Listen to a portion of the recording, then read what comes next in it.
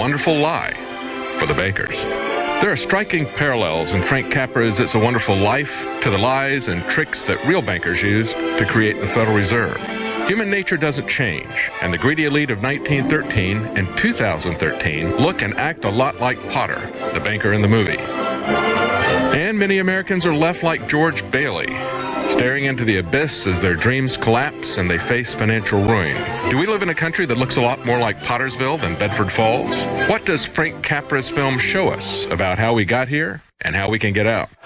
When the Federal Reserve was created 2 days before Christmas 100 years ago, it was a culmination of 6 years of fraud, fear, and manipulation. I've never really seen one, but that's got all the earmarks of being a run. The Panic of 1907 was used to shape public support for the Fed.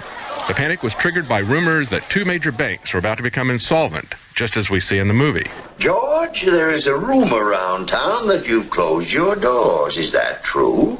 I am going all out to help in this crisis. I have just guaranteed the bank sufficient funds to meet their needs. They will close up for a week and then reopen. Just took over the bank. I may lose a fortune, but I am willing to guarantee your people too. Just tell them to bring their shares over here, and I will pay 50 cents on the dollar. Oh, you never miss a trick, do you, Potter? Unfortunately, J.P. Morgan got away with the deception and was able to shut down competitors and snapped up assets at fire sale prices. Take during the Depression, for instance. You and I were the only ones that kept our heads.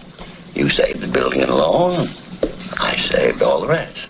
Yes, well, most people say you stole all the rest. The envious ones say that, George. The suckers. Charles Lindbergh Sr. warned people at the time of the creation of the Federal Reserve that it would not stop boom and bust cycles, but would actually create them in order to benefit its private owners. Here's what he said. To cause high prices, all the Federal Reserve Board will do will be to lower the rediscount rate, producing an expansion of credit and a rising stock market. Then, when businessmen are adjusted to these conditions, it can check prosperity in mid-career by arbitrarily raising the rate of interest. It can cause a pendulum of a rising and falling market to swing gently back and forth, or cause violent fluctuations by a greater rate variation. And in either case, it will possess inside information as to the financial conditions and advanced knowledge of the coming change, either up or down. This is the strangest, most dangerous advantage ever placed in the hands of a special privileged class by any government that ever existed. The system is private, conducted for the sole purpose of obtaining the greatest possible profits from the use of other people's money. They know in advance when to create panics to their advantage, and they know when to stop panic. Inflation and deflation work equally well for them when they control the finance. As we see in the movie, not all lending institutions have the same motivations. Now, you take this loan here to Ernie Bishop. You know, that fellow that sits around all day on his brains in his taxi, you know. I happen to know the bank turned down this loan, but he comes here, and we're building him a house worth $5,000. Why? Well, I handled that, Mr. Potter. You have all the papers there, his salary, insurance. I can personally vouch for his character. Friend of yours? Yes, sir.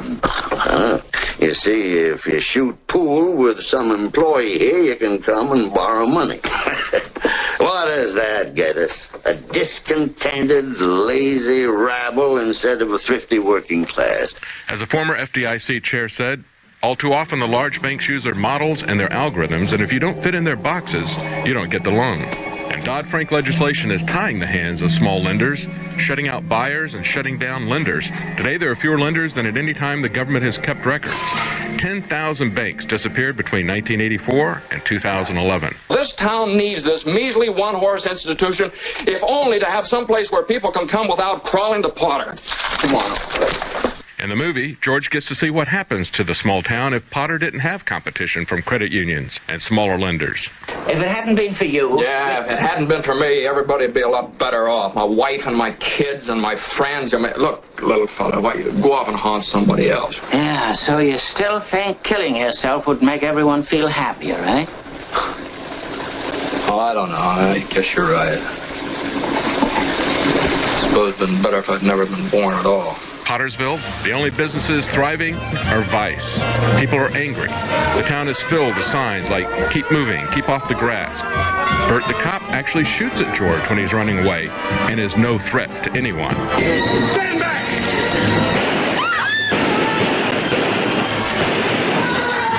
Everyone is a renter. No one has a stake. Now, you're Ernie Bishop, and you live in Bailey Park with your wife and kid. Look, Bud, what's the idea? I live in a shack in Pottersville. My wife ran away 3 years ago and took the kid, and I ain't never seen you before in my life, see? Private property and everyone having a stake is the antidote to Pottersville. Here, you're all businessmen here. Don't it make them better citizens? Doesn't it make them better customers? But whether it's the Trans-Pacific Partnership or a global carbon tax, the global elite don't see you as a stakeholder. They want to turn us all into serfs and treat us like cattle. Just remember this, Mr. Potter, that this rabble you're talking about, they do most of the working and paying and living and dying in this community. Well, is it too much to have them work and pay and live and die in a couple of decent rooms and a bath? Anyway, my father didn't think so. People were human beings to him, but to you, a warped, frustrated old man, they're cattle. Well, in my book, he died a much richer man than you'll ever be. I'm not interested in your book. I'm talking about the building and loan. I know very well what you're talking about. You're talking about something you can't get your fingers on. Speaking of riches, do you find the salary amounts amusing when Potter tries to buy George off? Let's look at your side. Young man, 27, 28, married, making, say, 40 a week. 45. 45. George, I'll start you out at $20,000 a year. $20,000 a year? You wouldn't mind living in the nicest house in town? Buying your wife a lot of fine clothes, a couple of business trips to New York a year, maybe once in a while Europe. You wouldn't mind that, would you, Jones? Would I? Even if George had saved a lot of his $20,000 salary, would it have bought much a couple of decades later? By even the government's very conservative estimate of inflation, the dollar has lost 90% of its value since 1947, when the movie was made. The Fed's deliberate inflation is devastating to anyone trying to accumulate wealth through hard work and saving. So what is the answer to all the George Baileys out there 100 years after the government gave control of our money supply to private bankers like Potter? Well, Potter had more money than he could spend, but would any of you want to be Potter? You sit around here and you spin your little webs and you think the whole world revolves around you and your money. Well, it doesn't, Mr. Potter. In the whole vast configuration of things, I'd say you were nothing but a scurvy little spider. George Bailey finally sees how rich his own life is, as he sees the fruits of relationship, honesty, and compassion. I beat you here to you in jail. Go on home. They're waiting for you. And if the public can awaken to the lies of the Federal Reserve, if it could even be audited, Well, hello, Mr. Bank Examiner. it would be a huge step in breaking the chains that enslave all of us. All right, we don't have time for the full report. If you want to see the very tail end of this, you can go to our channels on BitChute as well as on Brighteon, because that is part of my deletion by the other creature of the swamp, Google. First time they censored me. Now I've been completely deplatformed by that other swamp creature, Google. I've got some more information, too, that I think you'll find interesting about the creation of that movie. Stay with us. We'll be right back.